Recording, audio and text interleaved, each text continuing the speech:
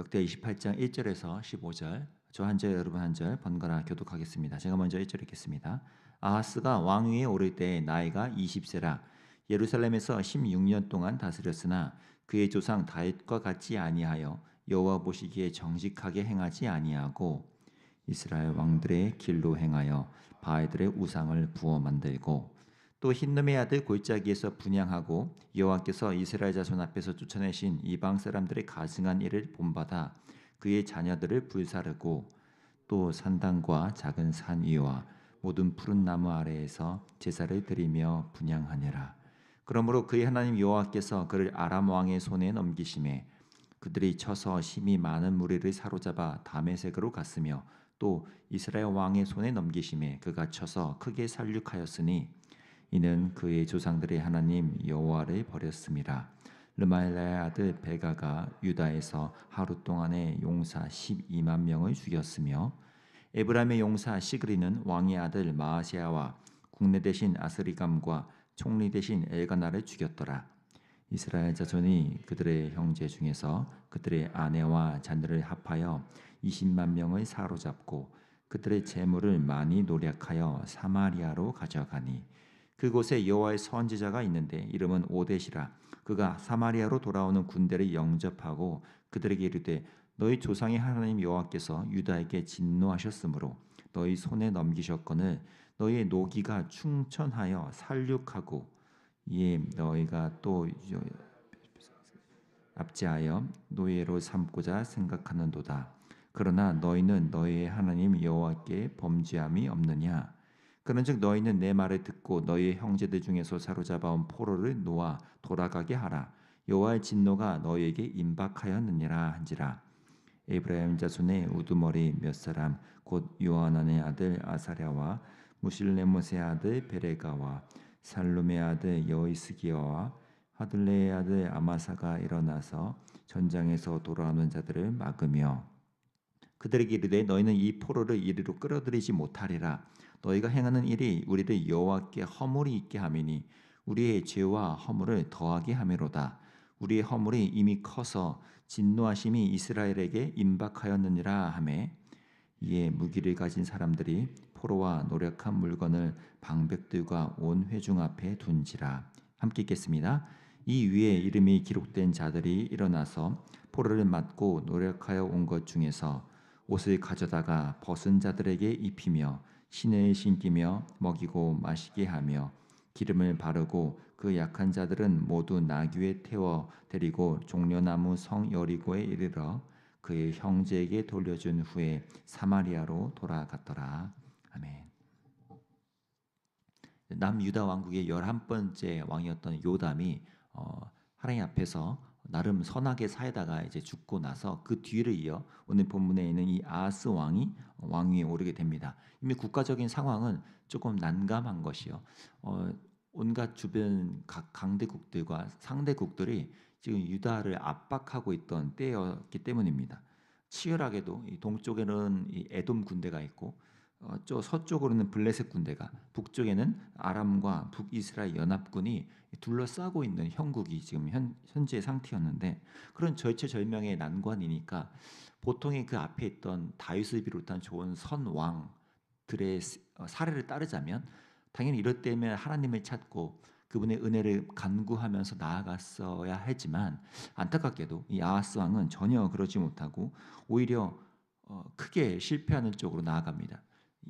북이스라엘이 범했던 그리고 이방 신들이 그들에게 심어줬던 이방 신 종교를 의지하는 방법을 택하였고 그로 인해서 점점 더 하나님의 길에서 멀어지는 것이 오늘 2절에서 4절에 걸쳐서 드러나고 있습니다.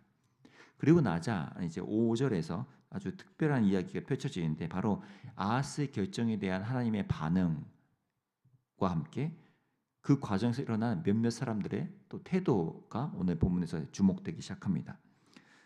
여러 나라들이 지금 남유다 왕국을 둘러싸고 있던 차이잖아요. 그 중에서 하나님이 먼저 저 아람 군대를 일으키셔서 아하스의 이 유다 왕국을 치게 만드십니다. 그리고 또 이어서 8절에 북이스라엘을 하나님이 또 일으키셔서 남유다 왕국을 또 공격하게 만드시죠. 이 남유다가 계속 하나님의 뜻에 어긋나고 거절하며 나아가니까 하나님이 조치를 취하신 건데, 문제는 이 북이스라엘, 지금 남유다를 치도록 일으킴 받은 이 북이스라엘이 남유다에게 보인 태도였어요. 그들이 약탈하고 노력하는 그 정도가 선을 넘었기 때문입니다. 그냥 군대들과 부딪혀서 승리하고 뭐 그 정도가 아니고 일반 국민들, 서민들, 심지어 여기 보니까 여자들과 자녀들까지 싹 다 그 20만 명 넘게 포로로 노예로 끌고 갔다고 하는 거죠. 재물까지 싹 다 털어서요. 이런 모습을 하나님이 또 보고 계실 분이 아니시잖아요. 그래서 이 선지자 오댓을 보내서 엄중한 경고를 날리시는 게 오늘 10절과 11절입니다. 10절 11절에 제가 읽겠습니다. 이제 너희가 또 유다와 예루살렘 백성들의 압제하여 노예로 삼고자 생각하는도다. 그러나 너희는 너희 하나님 여호와께 범죄함이 없느냐? 그런즉 너희는 내 말을 듣고 너희 형제들 중에서 사로잡은 포로를 놓아 돌아가게 하라. 여호와의 진노가 너에게 임박하였느니라 한지라. 오데스를 통해서 하나님이 미리 이제 경고를 하신 거죠. 여기서 드러난 것이 이제 인간의 공통적인 참 무서운 습성 아니겠습니까? 북이스라엘 자신들의 잘못과 이런 것들을 모른 채 이 남유다에 대해서만 아주 잔혹하게 신랄하게 대하는 이 태도요. 제 3자의 눈으로 타인을 보는 데는 빠르지만 정작 내 자신이 지금 어떻게 되고 있는지, 내가 어떤 쪽으로 지금 삐뚤어져 가고 있는지는 굉장히 우리가 무뎌서 나 자신만큼은 꽤 괜찮겠다라는 생각을 하는 경우가 많다는 거예요. 그런 점을 하나님이 지금 북이스라엘에게 지적하시면서 경고하시는 거죠. 너희가 지금 남유다의 그 백성들을 막 노예로까지 데려가고 하는 그 태도는 과하다, 잘못되었다. 빨리 돌려보내라. 여호와의 진노가 임박했다라고 경고를 해 주시는 겁니다. 그래서 이런 경고라는 것은 참 좋게 보면 우리를 향한 기회 주심으로 볼 수 있습니다. 우리가 축구나 여러 스포츠 경기를 보면 경고 카드, 옐로 카드가 있잖아요. 사실 좀 냉정하게 말하면 잘못을 했으면 바로 뭐 실격, 퇴장, 뭐 박탈, 이 게임 무효, 뭐 이렇게 해도 상관없는데 경고 카드를 주고 계속 경기를 좀 더 뛰게 한다는 거죠. 근데 경고를 받은 사람은 어떻게 합니까? 아, 내가 이미 경고를 받았지. 아, 나는 지금 이 경고를 받은 사람이지. 그래서 더 주의해야지. 내가 아까 했던 그런 반칙과 같은 위험한 것은 반복해서는 안 되지. 라는 것을 기억하면서 경기에 임하게 되는 좋은 효과가 있는 것처럼요. 하나님이 경고를 보내신다는 것은 오히려 우리에게 한 번 더 기회를 주시는 경우가 되게 많다는 것입니다. 오늘 본문도 그런 경고를 통해서 하나님의 이 메시지를 내게 한 번 더 기회를 주시는 거구나. 내가 지금 어떻게 돌이켜야 할까? 어떤 부분을 하나님 앞에서 다시 한번 바로 잡아야지라고 잘 읽고 캐치한 사람들이 등장합니다. 그것이 오늘 12절부터인데요. 12절, 13절을 제가 한번 읽어보겠습니다. 에브라임 자손의 우두머리 몇 사람 곧 요하난의 아들 아사랴와 무실레몬의 아들 베레가와 살룸의 아들 여이스기야와 하들레의 아들 아마사가 일어나서 전장에서 돌아오는 자들을 막으며 그들에게 이르되 너희는 이 포로를 이리로 끌어들이지 못하리라. 너희가 행하는 일이 우리를 여호와께 허물이 있게 함이니 우리의 죄와 허물을 더하게 함이로다. 우리의 허물이 이미 커서 진노하심이 이스라엘에게 임박하였느니라 하며. 보세요. 이 네 명의 리더들은 적어도 자신들에게 주어진 하나님의 경고 카드를 제대로 읽어내고 있는 거죠. 제대로 그리고 반응하고 있는 것입니다. 이게 그냥저냥 시간 지나면 해결되겠지. 또는 이주에서 뭘 어쩌겠어. 이미 벌어진 거 어떻게 다음번에 잘하자라는 식으로 그냥 뒷짐지고 대강 넘어가려는 심산이 아니라 지금 하나님이 주신 이 경고를 준엄하게 받아들이고 이것이 내게 한 번 더 기회를 주시는 거구나. 내가 이제라도 이 부분에 돌이켜야겠구나. 어떻게 해야 될까라는 것으로 반응했다는 것이죠. 내가 지금이라도 이 잘못된 흐름을 끊어야겠다. 여기서 이것을 방치하지 않고 얼른 하나님 앞에서 이것을 바꾸는 특단의 조치를 내가 취하겠구나라는 좋은 반응을 지금 보였다는 것입니다. 그리고 그 마음의 태도가 얼마나 진정성 있는 것이었는지는 그 다음 15절에서 증명됩니다. 15절에 제가 읽겠습니다. 이 위에 이름이 기록된 자들이 일어나서 포로를 맞고 노력하여 온 것 중에서 옷을 가져다가 벗은 자들에게 입히며 신을 신기며 먹이고 마시게 하며 기름을 바르고 그 약한 자들은 모두 나귀에 태워 데리고 종려나무 성 여리고에 이르러 그의 형제에게 돌려준 후에 사마리아로 돌아갔더라. 저 얼마나 정성스러운 대우입니까? 자기들이 지금 막 포로로 끌려온 이들을 그냥 빈손으로 돌려보내거나 그러지도 않고 이들 중에 지금 먹여야 하는 이들은 먹이고 입혀야 되는 이들은 입히고 상처가 난 부분들은 기름을 발라 고쳐주고 심지어 몸이 좀 이미 쇠한 이들은 다 나귀에 태워서 안전하게 저 여리고 성까지 다 배웅을 마친 후에 돌아오는 이 모든 모습에서 지금 이들이 하나님이 내게 주신 경고를 얼마나 잘 읽어내고 선한 반응으로 바꾸어내고 있는지를 우리가 볼 수 있다는 것입니다. 그들의 진심 어린 이 태도, 이 책임 있는 반성이 지금 이 본문에서 빛이 발하고 있는 것이죠. 우리들의 삶에도 바로 이 네 명의 리더들이 보였던 이 모습이 참 필요하다고 생각이 들었습니다. 하나님이 우리에게 많은 것들을 또 주고 계시지만 또 동시에 우리는 거기에서 좋은 반응을 해야 되는 것이 우리의 책임일 텐데 아쉽게도 우리는 100% 하나님의 만족이 되지 못하고 또 완벽할 수는 없잖아요.